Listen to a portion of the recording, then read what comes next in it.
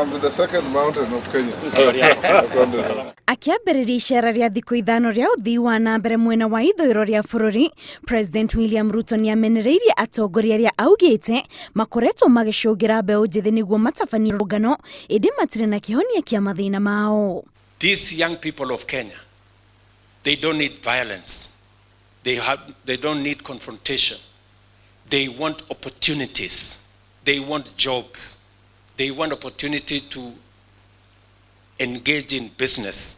That is what we should be doing as leaders instead of inciting them to violence, to destruction, and many things. That will not solve their problem and will not solve the problem of our country. President Oho nĩathiĩte na mbere kũria aciari makorwo mũhari-inĩ wa mbere wa kũrũga mĩtugo ya ciana ciao amu nĩcio mwĩhoko wa bũrũri wa rũciũ. Mwaite majina mnataka, mwaite Gen Z, these are our children and we are responsible for them because it is our responsibility to make sure that they get good education, they get good mentorship, they are of good character.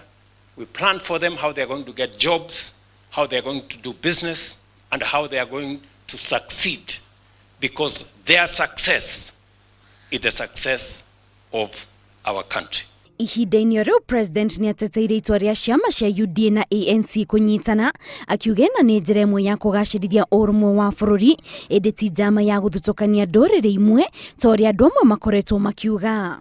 We are not uniting either as parties or even under the broad-based arrangement against other Kenyans or against any region or against any community or against any person.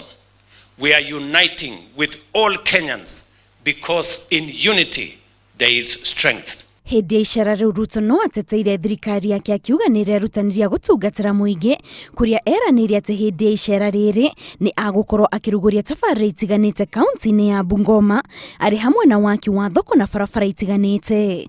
Ngĩribotera Inooro TV, njĩtagwo Kate Muthoni.